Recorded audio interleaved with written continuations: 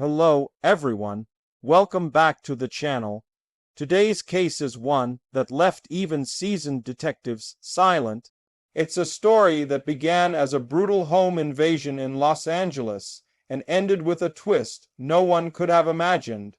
A twist that revealed the killer hiding within the very system meant to deliver justice. In February 1986, Sherri Rasmussen was living what seemed like a dream life. She was 29, newly married to John Rutan, and already the director of nursing at a major hospital in Los Angeles. Intelligent, compassionate, and fiercely driven, Sherri was the kind of woman everyone respected. She had built her career through long nights, compassion for patients, and an energy that inspired others. Sherri and John had been married only a few months. Their life together was full of plans, new house, family dreams, weekend hikes. But in the middle of that promise, something dark began to stir, something that had been silently watching from the shadows of John's past. On the morning of February 24, 1986, John left their condominium for work around 7:30 a.m. Sherri decided to stay home. She wasn't feeling well and planned to catch up on paperwork. The day began like any other, quiet, unremarkable.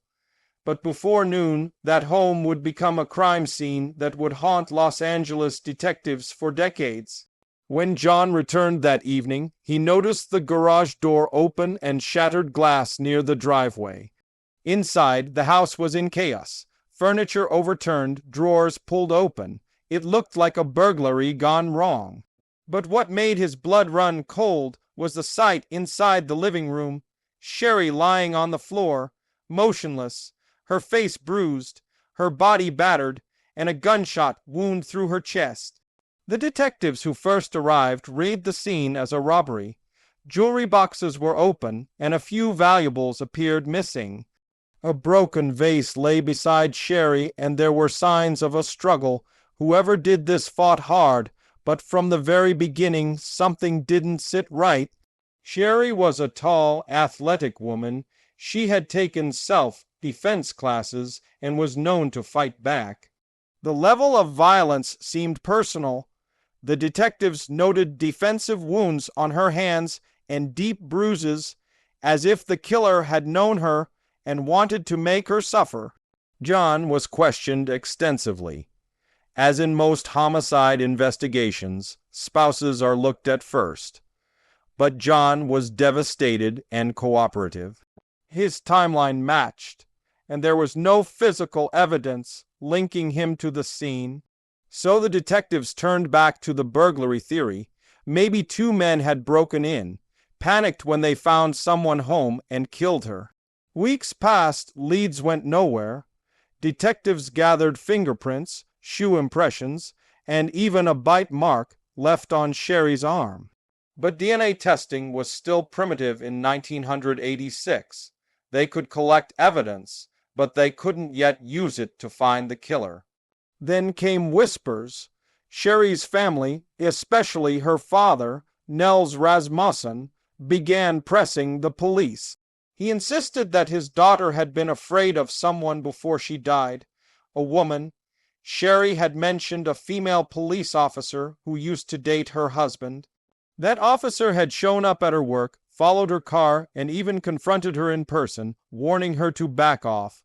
The woman's name was Stephanie Lazarus, an LAPD officer.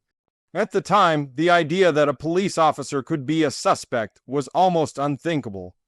Detectives briefly spoke to Lazarus, but she was calm, composed, and even sympathetic. She admitted having dated John years before, but said it was long over and that she had moved on. Her colleagues knew her as disciplined and professional. With no clear evidence, the detectives closed the case as an unsolved burglary, homicide. Years turned into decades.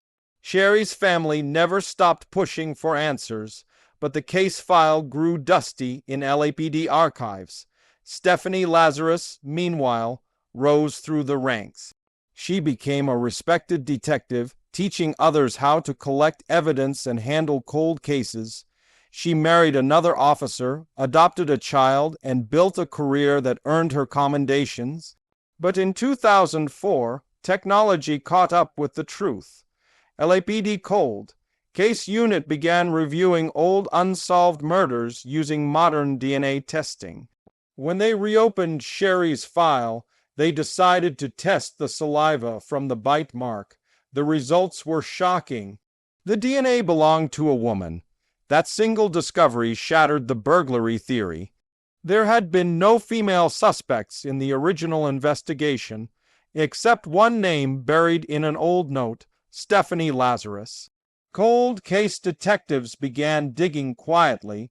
They knew accusing a fellow officer was dangerous. If they were wrong, they could destroy a career. But if they were right, a murderer had been walking the halls of LAPD for nearly 20 years. They kept it secret, working from an off-site office to avoid tipping anyone off. Investigators followed Lazarus, who was still an active detective at the time. They needed her DNA to confirm the match. One afternoon, surveillance teams watched as she threw away a cup after finishing a drink at a local store. That cup was collected and sent for testing. Days later, the results came back. The DNA from that discarded cup matched the bite mark on Sherri Rasmussen's body. It was a perfect match. When detectives saw the report, the room went silent. Some refused to believe it. A decorated LAPD officer, a detective who trained others in evidence collection, had murdered an innocent woman out of jealousy. It was the darkest twist any of them had ever seen, but the evidence was undeniable.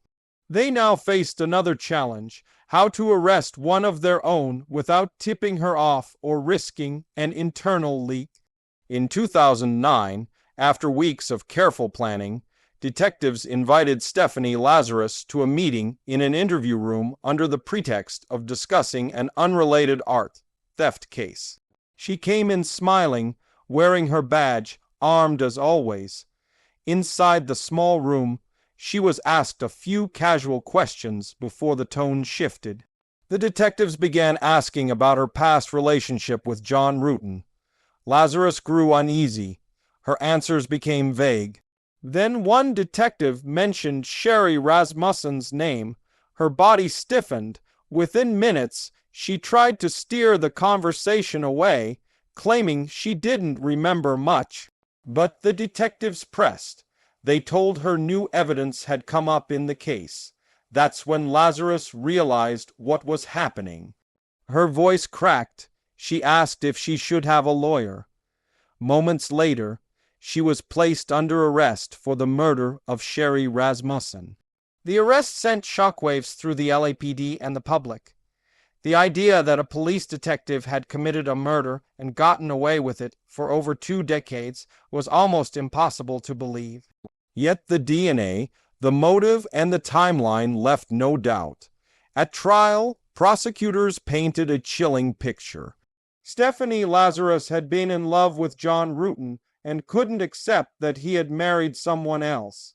In the months before the murder, she stalked Sherri, harassed her, and even showed up at her home uninvited.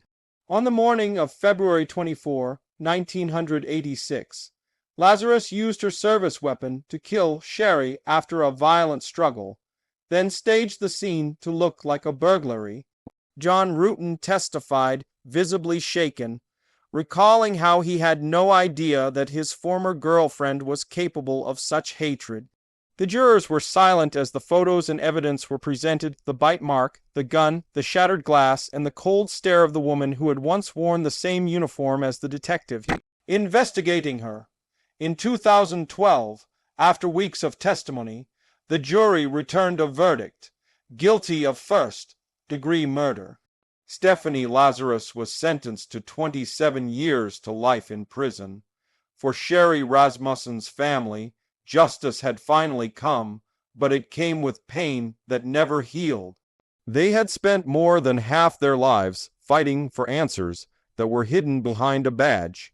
Detectives who worked on the cold, Case Unit later said that uncovering the truth about one of their own was the hardest thing they had ever done.